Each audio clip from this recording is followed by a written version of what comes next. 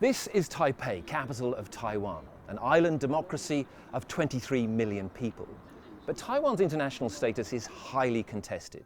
It is claimed by Beijing, but it's never been part of the People's Republic of China. Instead, over the last 20 years, Taiwan has evolved into a thriving democracy. And in 2016, people here chose their first female president, Tsai Ing-wen. She rejects China's claims to Taiwan and has moved the island further towards Japan and the United States. When I sat down with President Tsai at her home in Taipei, I began on that delicate topic, the threat from China, and whether it's increased under the leadership of Xi Jinping. Do you fear Xi Jinping? Do you think the world, the democratic world, should fear Xi Jinping and his ambitions? I think Xi Jinping now, despite the fact that he may have a plan of some sort, but I don't think that is a definitive plan, because the world is changing, the situation in China is changing, but the world is very different now, especially after the Ukrainian war, because the democracies seem to be able to get together to form a meaningful deterrence whenever there is invasion contemplated. So if we deal with the matter very carefully, there's still a great possibility for us to maintain peace, as we all need. Tsai's predecessor, President Ma Ying-jeou, had tried to negotiate with China, even holding a meeting with President Xi Jinping in Singapore. Tsai's strategy has been completely different. Instead of trying to conciliate China, she's built up Taiwan's own defences, nearly doubling spending, buying new fighter jets, and developing Taiwan's first indigenous submarines.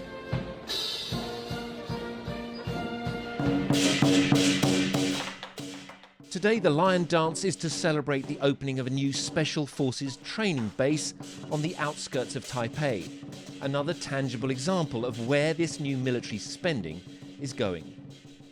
So I guess for President Tsai, this is a sort of demonstration of what she's been trying to achieve in defense policy over the last 8 years, because part of her big thing is that Taiwan doesn't spend enough on defense. When she came in, it was about 2% of GDP. She's managed to push that up to about 2.5% of GDP. A lot of people say Taiwan needs to be spending north of 3% of its GDP to have an effective military, given the huge threat that it faces from China. One of the things you've done very differently from your predecessor, he engaged in dialogue with China. He was trying to get Taiwan into basically an economic partnership with China.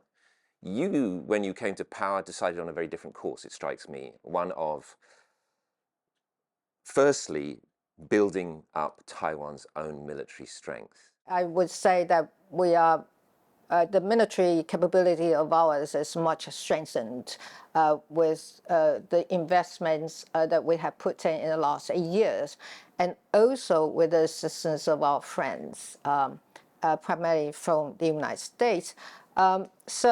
The investment that we have put into the military capacity building is unprecedented. Another major reform she's pushed through is a return to 1 year of compulsory military service. She concedes it's not won her many supporters among young voters. I was actually able to convince the public here that extension of the military service is something that we need to do, and I get the support of the people here, and also the young people, despite they have some complaint, but it's not about their love for the country. President Tsai's political opponents call her military strategy naive, even dangerous. They point to the vastly superior military forces China now has at its disposal, and they say trying to defeat these with Taiwan's much smaller forces is a fool's errand. China's military is vast, its military modernization is extraordinary, and that in the end, this is what your critics would say, is Taiwan cannot hope by itself to deter China militarily. Of course, that makes some sense, but the cost of taking over Taiwan is going to be enormous. And Chinese leadership have to make a good calculation as to whether they are prepared to pay the cost. But what we need to do is to increase the cost of an invasion. Strengthening our military capability is one, and working with our friends in the region to form a collective deterrence is another. I suppose, again, just playing devil's advocate here, your critics would say, well, that's all very well, but Taiwan has very few formal diplomatic allies. It doesn't have any formal military alliances.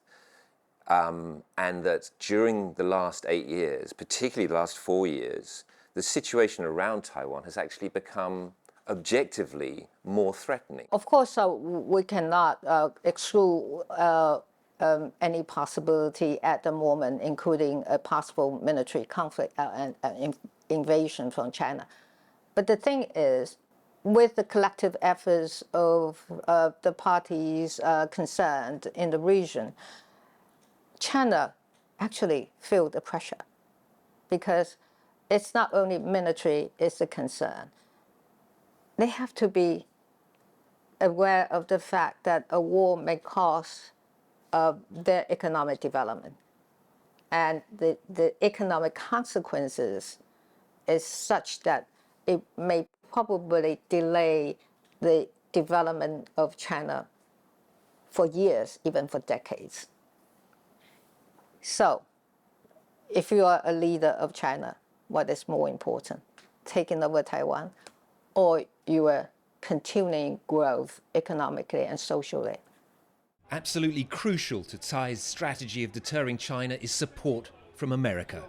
For decades, the United States has kept China guessing as to whether they would or would not defend Taiwan if Beijing attacked. But following the Russian invasion of Ukraine, President Joe Biden has broken with that tradition, saying repeatedly he would send US troops to defend Taiwan.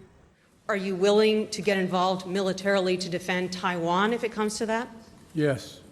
You are. That's the commitment we made. President Biden has been extremely supportive of Taiwan. When asked about whether he would intervene if Taiwan were attacked, he has repeatedly said yes. His critics have said that that is moving America too far away from this idea of strategic ambiguity, and that actually that makes the situation for Taiwan more dangerous. I think the ambiguity is still there. I think the U.S. administration has been very careful in delivering the messages they want to deliver to the public. So as far as I am concerned, the way I read it is that the ambiguity is still there. How important is victory on the battlefield for Ukraine and continued Western support for Ukraine in terms of how it affects Taiwan? Many people suggest that Taiwan is a much important case than Ukraine. And there are arguments that perhaps the U.S. should shift their support and resources from Ukraine to Taiwan. We say, no, you have to support Ukraine until the very end. President Tsai is a famous dog and cat lover. She takes me to meet her 4 dogs and 2 cats. She is a retired rescue dog. She's now 12 years old. The president is also something of an Anglophile, having spent the early 1980s studying for a PhD in law at the London School of Economics, just when Britain had elected its first female Prime Minister, Margaret Thatcher. I looked at the dates. In the UK, you did your PhD in 1984. It was the Thatcher era. And I just wonder, did you register that when you were in the UK, that this was Britain's first female Prime Minister, and that she, I mean, even if you didn't like her? She is a very determined lady. I have a lot of admiration for her, despite the fact I may not be in agreement with all her policies, but as a leader, she's a tough one. One thing that comes across very clearly from spending time with President Tsai is that in spite of it looking very much like China, with a similar language, customs, and religious beliefs, she sees Taiwan as a different, separate place with its own unique history. It was first colonized by the Dutch, the Spanish, and later the Japanese and Chinese. So it's all left a legacy here that makes it very different. Yes, so we have very diverse culture here. This is still a very patriarchal society. You, I know, have appointed many women to high positions in government. You appointed the first transgender cabinet minister in Taiwan's history, maybe in Asia's history, I'm not sure. Do you think there's an enduring legacy there that will last, or is there a danger Taiwan could revert to what I might call the boys' club once you're gone? I have a lot of judgment about that boys' club that you use. People thought I'm some sort of unusual happening in Taiwan, but I want to say that the Taiwan society and democracy nowadays are mature enough to produce and accept a woman president, and that is a tremendous achievement of the Taiwan society. In 2019, despite resistance from conservative religious and family groups, her government pushed through legislation making Taiwan the first place in Asia to legalize same-sex marriage. You were well ahead of any other country in Asia in pushing through that legislation. Why was that such an important priority for you? Because that's the hope of the younger generation, because that is a way to express ourselves as a more advanced country in terms of the progressive values. And also we have very active advocates for the same-sex marriage here. So, and it's a test to the society here to see to what extent they can move forward with their values. It was a very difficult journey. I am actually rather proud that we managed to overcome our differences and get together and produce a package that we can all live with, and eventually we are all proud of it. In a few days from now, President Tsai will hand over to her successor, Taiwan's current Vice President, William Lai. He has promised to continue her legacy of protecting Taiwan's status quo. Most people here in Taiwan, when you look at surveys and you ask them, they say, we want to maintain the status quo. No unification, no independence, status quo. What does the status quo mean for you?